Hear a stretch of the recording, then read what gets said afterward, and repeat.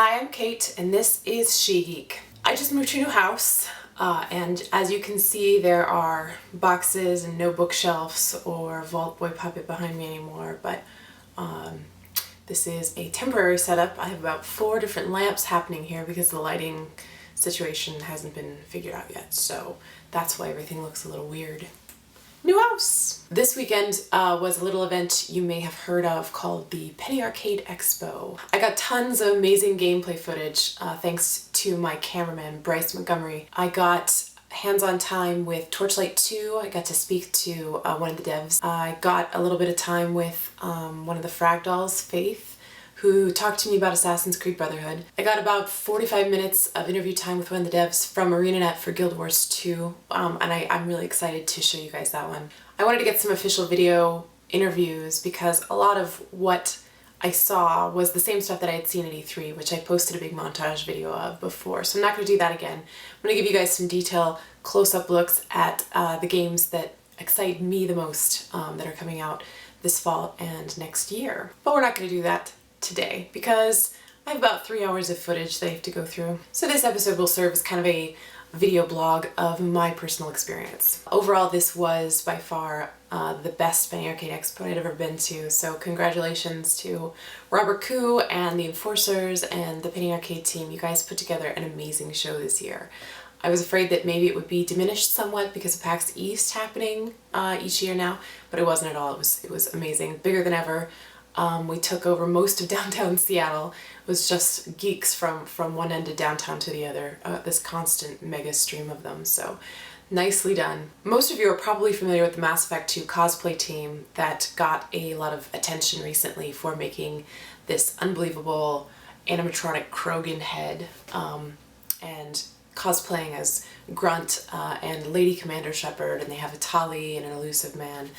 They're incredible. And I had the pleasure to run into them several times over the course of the weekend and actually went out to dinner with them, had a big long conversation. We talked for like 3 hours. Amazing group of people, so sweet, so humble. Scott Kurtz, who draws the webcomic PvP Online, told me that I looked like Joan from Mad Men on my interview day where I was going around interviewing people, so I was very flattered.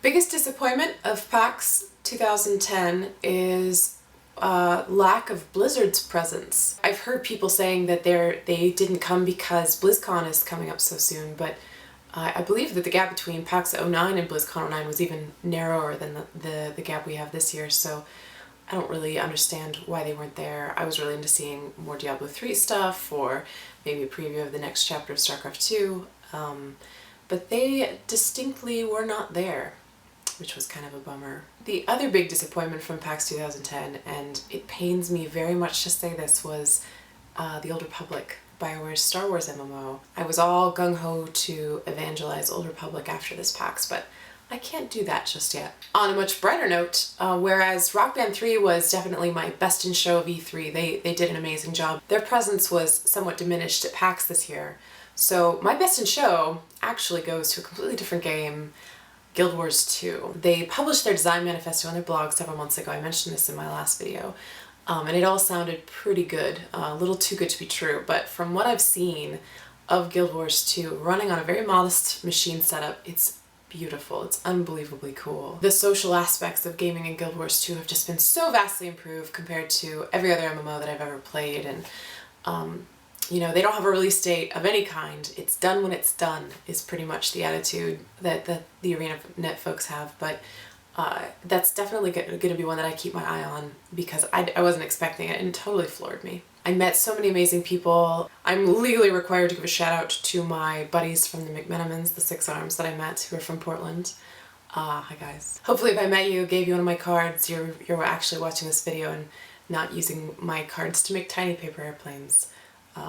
In which case, it was excellent meeting you, and I hope to see you again next year. That's my show.